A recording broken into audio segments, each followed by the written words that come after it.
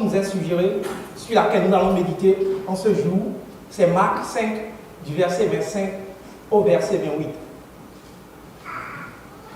Marc, chapitre 5, l'évangile selon saint Marc, le chapitre 5, du verset 25 au verset 28.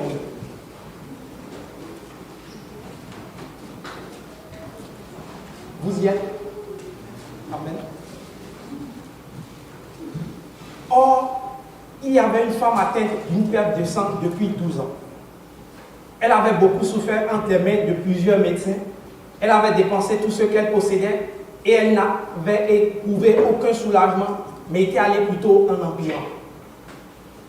Ayant entendu parler de Jésus, elle vint dans la foule par derrière et toucha son vêtement.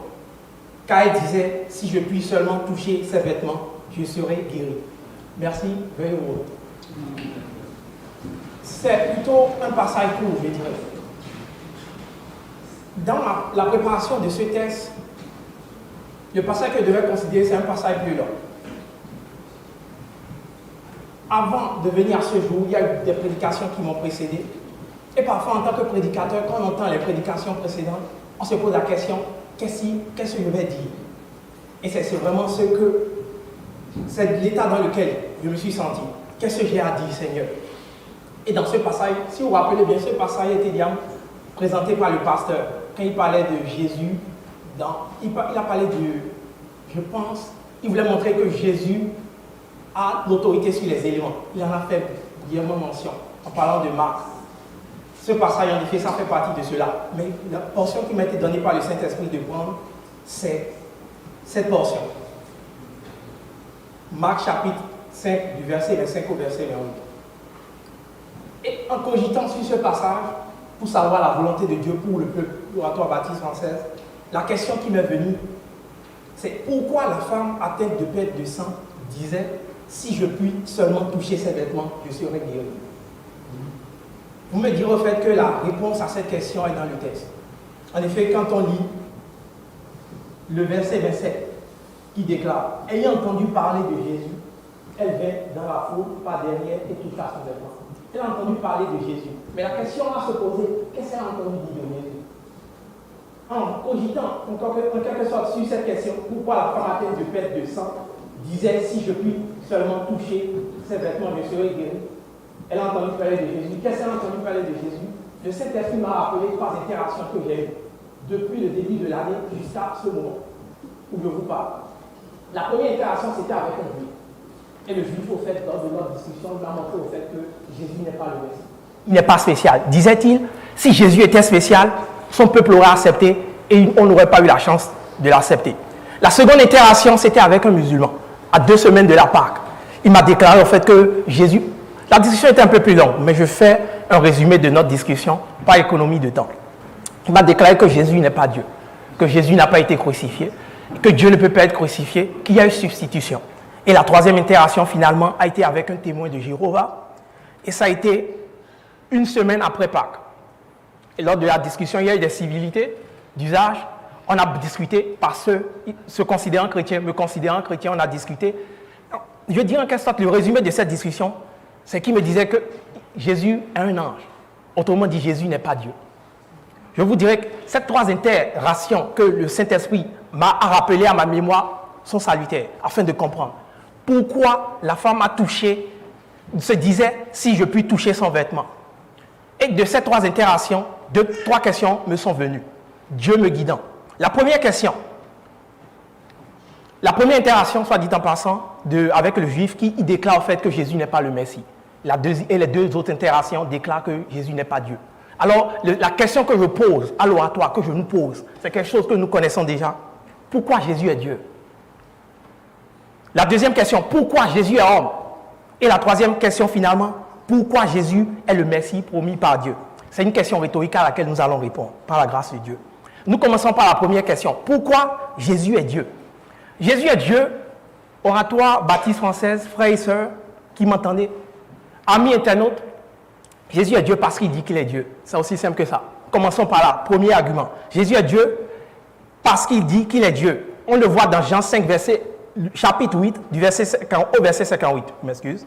Jésus leur dit, en vérité, je vous le dis, avant qu'Abraham fût, je suis.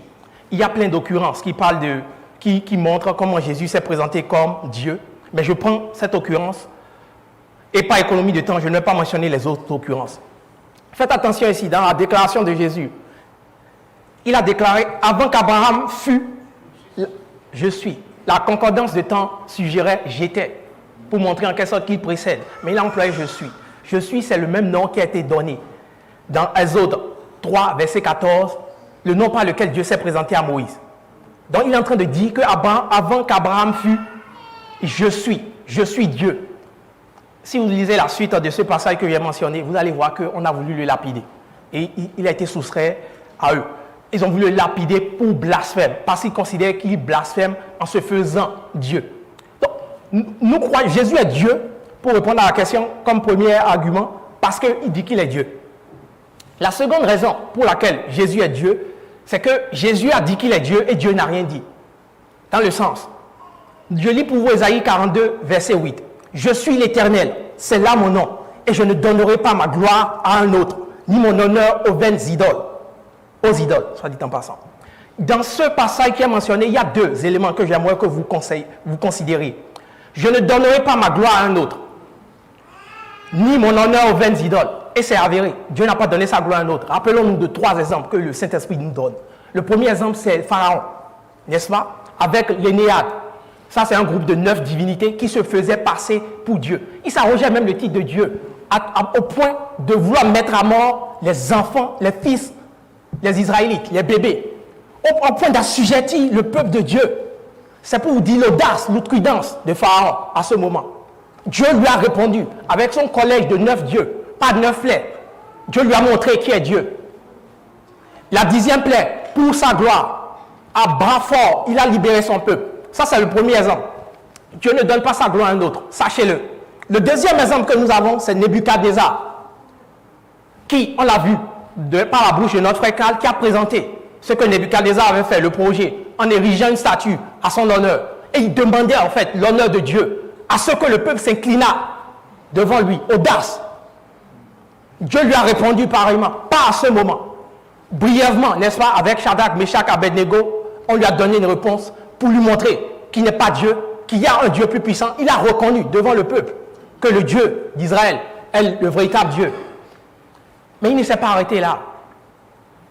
Dans Daniel chapitre 4, je ne vais pas le lire pour vous, on nous raconte l'histoire en fait qu'il a eu un songe. Et dans ce songe, pour faire une histoire courte, on le prévenait, on le mettait en garde contre les désirs de son cœur, les désirs hautains de son cœur. Il n'a pas écouté le conseil. 12 mois après ce conseil de Daniel qui l'invitait à faire repentance, à quitter ses voies, il s'est levé un beau matin, il a déclaré ô Babylone, je paraphrase, royaume que j'ai acquis par ma force, se donne en gloire.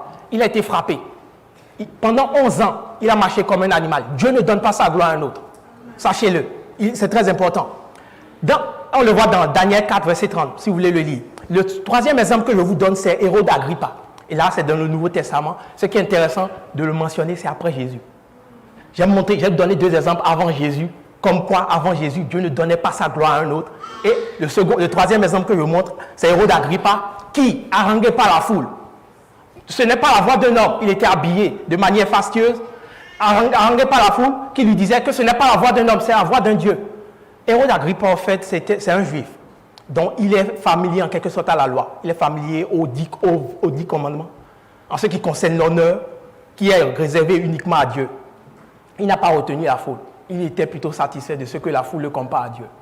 La parole, si vous voulez le lire, c'est Acte 12, du verset 20 au verset 23. Au verset 23, il est dit qu'il fut frappé par un ange. Il expira. Dieu ne donne pas sa gloire à un autre.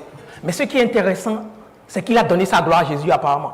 Parce que depuis 2000 ans, soit dit en passant, j'aimerais en quelque sorte, si vous me permettez, faire un retour en arrière. Parce que j'ai parlé de deux parties, n'est-ce pas? J'ai parlé dans la partie de 42, verset 8, j'ai parlé aussi du fait qu'il ne donne pas son honneur aux idoles. Et c'est avéré. Je le donne, même si ça peut ne pas être utile actuellement, ça peut être utile pour quelqu'un dans l'assistance ou pour un ami. Il ne donne pas sa gloire aux idoles, on le sait, avec Dagon, qui était mis à côté de l'Arche de l'Alliance. Dagon est tombé face contre terre, il a été décapité. Il ne donne pas sa gloire aux vaines idoles. À Baal, les 400 prophètes de Baal, lors de leur démonstration de puissance avec Élie. Dieu a montré de quoi il est capable. Jusqu'à midi, ils ont imploré Baal. Baal n'a pas pu se montrer.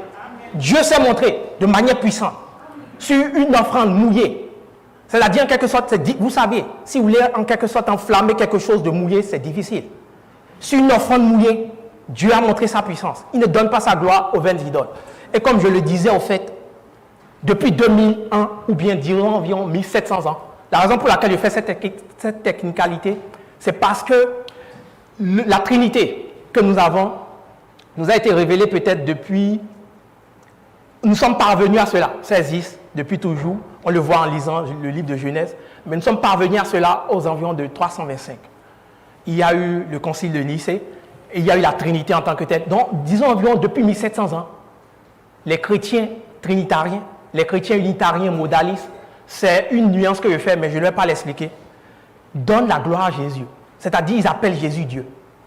Ils le louent. Le calendrier que nous avons actuellement, 2023, l'an de grâce, c'est par rapport à Jésus. Dieu n'a rien fait. Dans le cas de Pharaon, il s'est opposé. Dans le cas de Nebuchadnezzar, il s'est opposé. Dans le cas de Hérode Agrippa, il s'est opposé. Mais dans le cas de Jésus, il n'a rien fait. La charité, qui nous est mentionnée au fait, les œuvres caritatives, l'amour, même, je dis en quelque sorte, certains principes moraux auxquels nous sommes appelés à nous élever. C'est des principes que nous devons à Jésus, au fait. Le monde vraiment est basé sur Jésus, les œuvres missionnaires, au nom de Jésus, et le bienfait que cela fait, par l'œuvre missionnaire. Je vais aborder un sujet qui peut faire un peu polémique. L'esclavage, au fait, est parvenu en Afrique, ou du moins c'est la colonisation. Enfin, il faudrait que je fasse une nuance. La colonisation est parvenue en Afrique par ce qu'on appelle les troisièmes, missionnaires, marchands, militaires. Dieu a permis, tout du moins la première partie de missionnaires, la propagation de son nom. Et c'est quel nom était? C'est ce qui a permis, par exemple, en Afrique de réintroduire Jésus. Donc, les œuvres missionnaires, au fait, donnent gloire à Dieu. Et Dieu ne dit rien depuis cela. Dieu ne dit rien en ce qui concerne le fait qu'on considère Jésus comme Dieu. Je vous dirai même encore ce qui est majeur. Dans le judaïsme, on parle de Jésus. Dans le Talmud, il est fait mention de Jésus. Que ça soit de manière négative. Là, on me dit, mais non, c'est un portrait. Parce que je discute souvent avec le juif dont j'ai parlé, au fait, je discute souvent avec lui, et il me parle du fait que Jésus a une connotation négative dans le judaïsme. Et je lui déclare, au fait, par la grâce de Dieu, que actuellement le nom de Dieu est connu. Le nom de Dieu est béni et le nom de Dieu est maudit. C'est-à-dire, il y a des gens qui se lèvent et blasphèment le nom de Dieu. Ça n'empêche pas le fait qu'il est Dieu. Donc, le fait que Jésus a une connotation négative dans le judaïsme ne veut pas dire qu'il n'est pas Dieu. Jésus est connu dans l'islam. Et ce qui est majeur à peu près dans l'islam, c'est que, quand bien même l'interlocuteur que j'ai rencontré a déclaré que Jésus n'est pas Dieu, le Coran, le livre saint des musulmans, dit autrement. Ça déclare de Jésus trois choses. La première chose, il déclare qu'il est le Messie. La deuxième chose, qu'il est la parole de Dieu. Je ne vais pas forcément mentionner les versets, les références, mais c'est quelque chose que vous pouvez chercher sur Internet et vous pouvez trouver facilement. Il déclare en fait qu'il est la parole de Dieu. Le Coran aussi déclare qu'il est lié à la preuve de son argumentaire qui se trouve dans l'Ancien Testament et le Nouveau Testament. Dans le Nouveau Testament, Jean chapitre 1er, on déclare que la parole est Dieu. Donc Jésus, si il est admis dans le Coran qu'il est la parole de Dieu, ça veut dire qu'il est Dieu. Et le troisième paramètre que l'islam mentionne à propos de Jésus, c'est qu'il est sans péché. Quand on lit le psaume 14, le verset 1er au verset 3, on sait en fait que tous sont péchés. Il n'y a personne qui fait ce qui est bien, dit ce psaume. Je paraphrase évidemment. Donc c'est-à-dire, si dans le Coran il est mentionné que Jésus est sans péché, ça veut dire que ce n'est pas un homme. Ça veut dire que c'est Dieu. Je vais vous dire que dans le christianisme, on parle de Dieu, et cela positivement. Je finis cet argument, cette deuxième raison par ceci. La Bible nous parle de l'Antéchrist qui va venir. Et si vous faites attention, vous pouvez le lire pour vous. Le règne de l'Antéchrist se définit par quelqu'un. L'Antéchrist, ça veut dire l'Antichrist, ça veut dire quelqu'un qui s'oppose à Christ. C'est-à-dire, quand ce règne sera là, ce gouvernement sera en place, la mission de ce gouvernement, chaque jour, c'est de s'opposer à Christ. Ah, Christ a dit ceci, on est contre ça. Christ a dit qu'il est Dieu, on est contre ça. Et ce faisant même, ça garde la mémoire de Christ dans les conscients collectifs, dans le monde jusqu'à son second avènement. Donc, Jésus, voilà la deuxième raison pour laquelle Jésus est Dieu. La troisième raison qui nous est suggérée pour laquelle Jésus est Dieu, c'est qu'il est sans péché. Je l'ai déjà mentionné. On le voit dans 1 Pierre 2, 1 Pierre chapitre 2, le verset 22. On le voit aussi dans Matthieu 27, le verset 19 et le verset 24. Je vous dirai en quelque sorte, là, je passe au quatrième argumentaire, parce que je l'ai déjà mentionné au préalable. La quatrième raison pour laquelle Jésus est Dieu, c'est qu'il est ressuscité. Ce n'est pas un fait anodin, en fait. Il y a une certaine technicalité, au fait, que j'aimerais mentionner ici. Et je regarde le temps, au fait, parce que je n'aimerais pas non plus trop empiéter sur le temps. Mais je vais m'y lancer. En ce qui concerne la résurrection de Christ, comment on peut, de cet événement, on peut arriver à prouver au fait que Jésus est Dieu? C'est que, normalement, ce qui s'est passé par la crucifixion de Jésus, c'est l'effusion de sang, le sacrifice. Et les lois du sacrifice, c'est que quand il doit y avoir un sacrifice d'expiation, celui qui présente le sacrifice d'expiation, il pose sa main sur la bête et il y a comme un transfert de ses péchés, de ses offenses sur la bête. Et le transfert, c'est sur la chair et c'est sur l'âme. Quand l'animal est mis à mort, l'âme de l'animal, c'est pour ça qu'on parle souvent d'évider l'animal de son sang, est éloignée, s'éloigne de Dieu, et la chair est maintenant consacrée à Dieu. C'est ce qui permet, quand vous lisez par exemple Lévitique chapitre 21 au verset 24, c'est la loi sur les sacrifices, pour les sacrificateurs, vous verrez au fait que les sacrificateurs peuvent consommer la chair des sacrifices, sans que cela ne soit un problème. Donc, normalement, en fait, ce qui est particulier dans le cas de Jésus, vous allez certainement, si vous lisez l'Ancien Testament, vous allez voir les sacrifices. Aucun sacrifice qui a été sacrifié n'est revenu à la vie. Parce que l'âme ne peut même pas apparaître devant Dieu. L'âme est éloignée de Dieu. Et la chair a été déjà consommée. Mais dans le cas de Christ, il est mort et il est ressuscité. Le principe qui a cours ici, c'est que Dieu ne peut pas se séparer de Dieu. La raison pour laquelle Jésus a été ressuscité, c'est parce qu'il est Dieu. Et même étant mort, puisque c'est Dieu, Dieu ne peut pas se séparer de Dieu. C'est ce qui permet à Jésus de reprendre vie en tant que tel. Voilà 4 raisons que je présente au fait qui montrent que Jésus est Dieu. Et la deuxième question qu'on se pose maintenant, c'est pourquoi Jésus est homme? Jésus est homme à cause de 3 caractéristiques que tous les hommes partagent. La première caractéristique, tout homme ici est né, tout homme vit, et tout homme mourra et éventuellement ou meurt.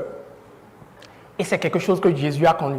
On parle de la nativité de Jésus, on parle de la vie de Jésus, on parle de la mort de Jésus, on parle de sa résurrection. Ça, c'est quelque chose qui le différencie de tous les autres hommes. C'est pour ça que j'ai mentionné 3 caractéristiques pour montrer que Jésus est homme, naissance, vie et mort. Et au cours de la vie de Jésus, ce que nous savons de Jésus, c'est qu'il a mangé, il a bu lors de la Sainte Seine. Matthieu 26, du verset 17 au verset 35, on voit l'institution de la Sainte Seine. Jésus n'a pas juste donné le pain, il a aussi bu, il a aussi mangé du pain. Donc Jésus peut manger, Jésus peut boire. Jésus a dormi, on le voit dans l'épisode de la barque, quand il est entré dans la barque, et on le voit dans Matthieu 8, verset 23 au verset 24, Jésus a dormi, donc il peut dormir en fait. Jésus a pleuré, on le voit, il a pleuré Lazare, dans Jean 11, verset 35. C'est-à-dire, tout cela montre au fait qu'il y a des émotions humaines. Et c'est important au fait que cela soit ainsi. Parce que selon Hébreu, au fait, il présente un sacrifice pour l'humanité. Et il faut qu'il partage cette nature pour que son sacrifice soit valide au fait. Parce que si ce n'est pas le cas, il aurait pu le faire sans venir ici. Un ange aurait pu nous sauver, mais ce n'est pas le cas. Dans le plan divin, il faut qu'il participe à cette nature afin de nous sauver, afin d'apporter la rédemption que Dieu veut. Il faut aussi qu'il participe à ce sacrifice. Parce que quand on lit, par exemple, la Bible, en ce qui concerne Dieu, ce qu'il veut ultimement, il y a un aspect d'enseignement, il veut nous enseigner. Et le principe aussi qu'on tient pour vrai, c'est qu'on est mieux servi que par soi-même. C'est-à-dire, donc, si Dieu veut nous enseigner, Dieu veut nous donner un exemple de modèle à suivre, il est mieux de venir lui-même. Et c'est ce qu'il a fait. Il en a eu marre d'envoyer des prophètes qui, pas marre. Dieu n'a pas forcément de telles émotions. Il envoie jusqu'à un moment, mais finalement, comme la parole le dit, lui-même, il a décidé de prendre les rênes il est descendu. Et Jésus, c'est pour ça que par exemple quand on dit qu'on est des chrétiens, on est des chrétiens parce qu'on imite Christ. Si Christ était juste Dieu, ça serait difficile de l'imiter au fait, parce que personne n'est Dieu. On sait déjà en fait qu'on n'est pas Dieu dans le jardin d'Éden, le péché au fait. Si vous mangez, vous serez comme Dieu. Ce n'est pas le cas. On n'est pas Dieu. Donc, c'est important de mentionner que Jésus est un homme parce que pour la mission qu'il a accomplie, c'est aussi important de mentionner que Jésus est un homme afin que le chrétien sache que ce que Christ a fait, on peut le faire, que ce n'est pas en dehors de nos codes. La troisième question que j'ai posée en début, pourquoi Jésus est le Messie promis par Dieu?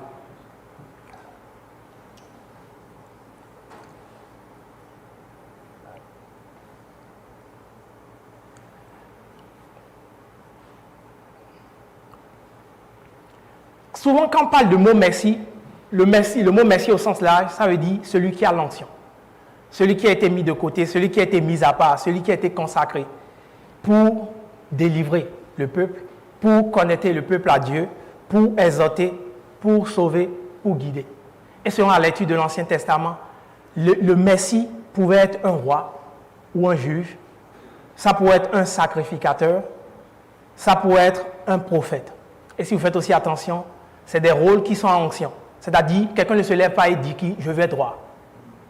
Dans tous les exemples de la Bible que nous avons vus, Dieu a choisi les rois, en fait. Même les rois mauvais, en fait. Dieu était au courant de cela, en fait.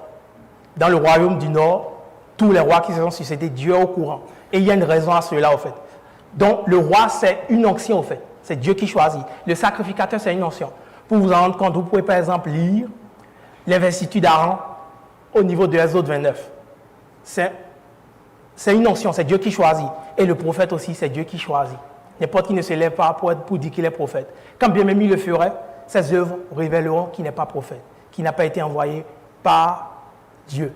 La raison pour laquelle je mentionne ces trois types d'onction, c'est parce que jusqu'à Jésus, tous ceux qui ont été envoyés de la part de Dieu, si vous voulez des messies petit m, ils ont été soit des rois, David, Saül, ils ont été Salomon, ils ont été soit des sacrificateurs, vous avez Aaron, Sadoc, ils ont été soit des prophètes, Moïse, ou soit peut-être juges, les juges aussi et les rois. Il peut y avoir amalgame à ce niveau. Ils ont été soit juges ou soit prophètes dans le cas de Samuel. Mais aucun n'a occupé ces trois fonctions en même temps. Même pas Melchisédek, en fait. Melchisédek a été connu pour être un roi et pour être un sacrificateur de Salem. Mais Jésus a été reconnu comme roi. On le voit dans Jean 19, verset 3. Quand Jésus devait être crucifié, l'écriteau sur la croix de Jésus, ici, le roi des Juifs. Quand bien même les souverains sacrificateurs ont empêché Pilate de le faire, Pilate l'a fait quand même. Et ça, c'est Dieu qui agit, au fait. Ça peut paraître quelque chose d'anodin, c'est Dieu qui agit. On le voit aussi dans Matthieu 21, la fête des rameaux. Jésus a été accueilli comme un roi. Dans l'épisode de la fête des rameaux aussi, il a été accueilli comme un roi, mais aussi le peuple l'a harangué comme prophète, le prophète de Nazareth. Ça, c'est au moins deux occurrences qui montrent que Jésus était roi, Jésus était prophète. Et la troisième occurrence, on le voit dans Hébreux 5, chapitre 5, du premier verset au verset 11. Et dans ce verset, au fait, on montre, au fait, on explique la technicalité que Christ représente, comment Christ est un sacrificateur. Dans Hébreux 7 aussi, on montre que Christ n'est pas seulement un sacrificateur, mais il est aussi le sacrifice. Là, je viens de répondre à la question de pourquoi Jésus est le Messie. Il est le Messie parce que, contrairement aux autres qui ont occupé des rôles, Jésus a occupé les trois rôles en tant que tel. Même la femme samaritaine l'a qualifié de prophète en tant que tel. Maintenant, pour pouvoir en quelque sorte, il y a un lien que le Saint-Esprit m'a mis à cœur de faire entre tout ce que j'ai mentionné et Jésus. Et entre tout ce que j'ai mentionné. J'ai mentionné premièrement que Jésus est Dieu. Je l'ai montré. J'ai mentionné que Jésus est homme. On a prouvé cela. Maintenant, j'ai mentionné que Jésus est un prophète.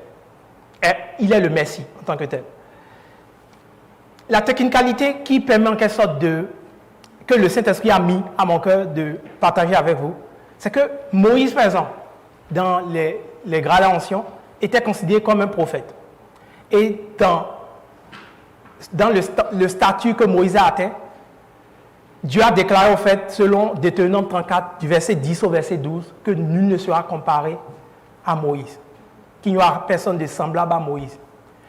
Et parallèlement au fait, en Deutéronome 18, verset 15, verset 18, Dieu nous déclare au fait qu'il y aura un autre serviteur comme Moïse. Comment comprendre cela? Dieu déclare au fait qu'il n'y aura personne comme Moïse, et Dieu déclare aussi qu'il enverra un autre comme Moïse, au fait. Et cet autre serviteur, il n'est pas venu directement. Vous pouvez vous en rendre compte, il s'agit évidemment de Jésus. Acte 3 en parle, Acte 7 en parle. Mais ce que nous, on a remarqué jusqu'à la venue de ce serviteur, c'est qu'au fur et à mesure, puisque la révélation de la parole est progressive, Dieu a précisé ce serviteur ce qu'il ferait. Et quand on lit la lecture de la précision qui était apportée par les livres de la Bible, on remarque au fait que quand on fait attention, ce serviteur qui allait venir après Moïse, apparemment il est plus illustre que Moïse. C'est-à-dire la charge du travail qu'il a accompli, c'est plus grand. On peut se poser la question, Dieu a déclaré au fait qu'il n'y aurait personne comme Moïse. Plus tard, il déclare qu'il y aura quelqu'un comme Moïse. Et ce quelqu'un, apparemment, quand il dit quelqu'un, personne comme Moïse, en œuvre, en puissance, en manifestation, par la lecture de la parole, on remarque que cette personne est plus illustre que Moïse. Ce que cela vient de montrer au fait, c'est que le Messie, qui est ce serviteur qui viendra après Moïse, il ne peut pas être juste un homme. Parce que Moïse est un homme, et Moïse, il n'y a personne. La seule raison pour que ces deux paroles, au fait, tiennent de manière logique, c'est que le second serviteur, il doit être plus qu'un homme. D'une certaine manière, et c'est ce qui prouve, au fait, que Jésus, au fait, n'est pas seulement un envoyé, au fait, c'est aussi Dieu. Parce que pour pouvoir satisfaire aux exigences de la parole, Dieu n'a pas besoin de mentir parce qu'il voit le temps, au fait. Il sait à peu près qui est Moïse, il sait qui est Jésus, au fait. S'il déclare cela, au fait, pour que cela tienne, ce qu'il a déjà entrevu, au fait, en déclarant l'autre serviteur qui allait venir, c'est que le serviteur ne sera pas juste un homme, il sera Dieu, il sera homme. Et c'est Jésus, au fait. Voilà les trois questions qui m'ont suggéré en quelque sorte ce test. Le test de Marc, chapitre 5, du verset 25 au verset 8. Et voilà à peu près comment Dieu m'a permis d'y répondre. En épilogue, ce que je vous propose, c'est que nous lisons ensemble le test de Marc, chapitre 5, maintenant le verset 29. Parce que j'ai mentionné au fait que la femme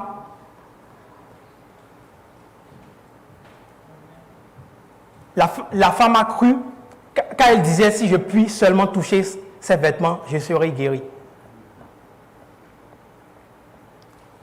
Et la question que j'ai posée, pourquoi elle pense que si elle touche le vêtement de Jésus, elle sera guérie? C'est parce que Jésus est Dieu, c'est parce que Jésus est homme, c'est parce que Jésus est le Messie. La femme ne pourrait pas être convaincue de la divinité de Christ, mais tout du moins, elle pourrait être convaincue de son humanité parce qu'il était physique, et elle le voyait, elle pourrait le toucher, et qu'il était le Messie en tant que tel. Et l'épilogue, c'est que, au verset 29, au même instant, la perte de sang s'arrêta, et elle sentit dans son corps qu'elle était guérie de son mal. Voilà la carte de visite de Christ, au fait. Il s'est présenté aujourd'hui à l'oratoire comme Dieu. Il s'est présenté comme homme qui est au fait de nos douleurs, qui est au fait de nos tribulations, et s'est aussi présenté comme le Messie. S'il nous appelle aujourd'hui, ma question pour l'oratoire, s'il frappe à la porte de notre cœur, qu'allons-nous lui dire? Allons-nous le toucher comme cette femme samaritaine qui a touché et qui a eu la guérison, ou du moins allons-nous résister? C'est ma question. Et c'est sur ça que je vous laisse, par la grâce de Dieu. Soyez bénis au nom de Jésus. Amen.